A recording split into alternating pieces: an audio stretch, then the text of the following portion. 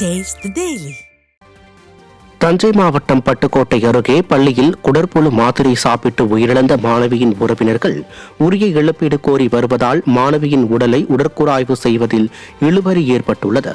பள்ளத்தூர் அரசு மேல்நிலைப் பள்ளியில் 7ஆம் வகுப்பு கவிபாலா என்பவர் கடந்த திங்கட்கிழமை பள்ளியில் வழங்கப்பட்ட குடல்புழு நீக்க மாத்திரையை உண்ட நிலையில் மயங்கி விழுந்து உயிரிழந்தார்.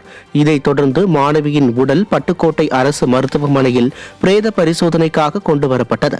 இந்நிலையில் மாணவியின் உறவினர்கள் 5 கோடி ரூபாய் இழப்பீடு வேண்டும், மாணவிக்கு குடற்புழு நீக்க மாத்திரை பரிந்துரை செய்த மருத்துவர் பள்ளி தலைமை ஆசிரியர் மீது வழக்கு பதிய வேண்டும் உள்ளிட்ட கோரிக்கைகளை நிறைவேற்றவில்லை என்றால் உடலை பிரேத பரிசோதனை செய்ய அனுமதிக்க மாட்டோம் என்று கூறி தொடர்ந்து மறுத்து வருவதால் போலீசார் மற்றும் மருத்துவர்கள் திணறி வருகின்றனர். தேர்வெழுத முடியாமல் கையில் காயமடைந்த மாணவருக்கு மருத்துவச் சான்று வழங்காமல் திருப்பூர் அரசு மருத்துவக் கல்லூரி மருத்துவமனை நிர்வாகம் அலைக்கழித்தது அதிர்ச்சியை ஏற்படுத்தியுள்ளது. திருப்பூர் பெருமாநல்லூர் சாலை பகுதியைச் சேர்ந்த முகேஷ் என்ற தனியார் பள்ளியின் 11ஆம் வகுப்பு மாணவனுக்கு வலது கையில் காயம் ஏற்பட்டுள்ளது.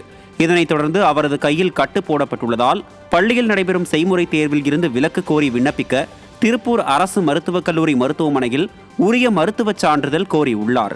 இதற்கு உரிய நடவடிக்கை எடுக்காமல் மருத்துவமனை நிர்வாகம் இன்று போய் நாளை வா என கூறி தொடர்ந்து அலைக்கழித்து தேர்வு நடைபெறும் நாளன்று மருத்துவச் சான்றிதழ் கொடுத்துள்ளனர்.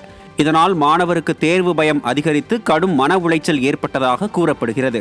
விடியா திமுக ஆட்சியில் மாணவர்கள் நலன் தொடர்ந்து புறக்கணிக்கப்படுவதாக குற்றச்சாட்டு எழுந்துள்ளது.